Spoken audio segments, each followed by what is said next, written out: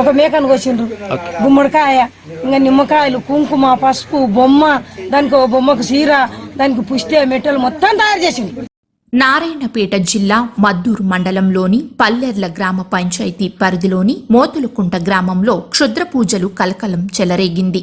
గ్రామంలో ఓ మహిళ ఈ విషయాన్ని పసిగట్టి గ్రామస్తులకు తెలియజేయడంతో 4 వ్యక్తులను పట్టుకుని నిలదీశారు.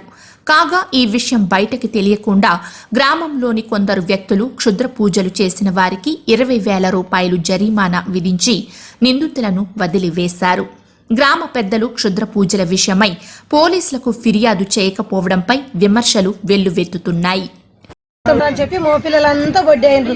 మా పిల్లలు బొడ్డి అయితే నేను మేకలు కొట్టుకొని పోయింటే అట్లా వెళ్ళి చూసి ఇదే మీద అని చెప్పి నాకు కోపం వచ్చి ఆ చెర్ల కుండ అవన్నీ చూడండి నాకు బాధ.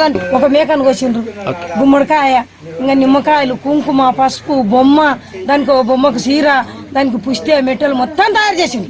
అంత రక్తం ఉండదు, ఇది అంతే మీద ఖైదములు అని చెప్పి ఇట్లా మొత్తం ఇట్లా చేతితో నొంగి తీసి కోపం వచ్చి వాళ్ళని ఇద్దరిని కొట్టినని నా సత్యవంతున్నది అంత కొట్టిన. అమ్మ నన్ను కొడతావు పాగలముండ అని వాడు తాగి ఓసలేని అట్లా ఎక్కడొస్తే అక్కడ కాళ్ళు ఇక్కడ పోతుండే ఒడిగెళ్ళి ఇష్టం వచ్చిన అట్లా మాట్లాడిన వాటి నాకు కోపం వచ్చి మళ్ళీ ఎటు కొట్టి ఇక మా పిల్లలంతా కూడి పూర మొత్తం చెర్రకెళ్ళి దీపించి దాన్ని తీసి అక్కడ వేసి వచ్చినాం.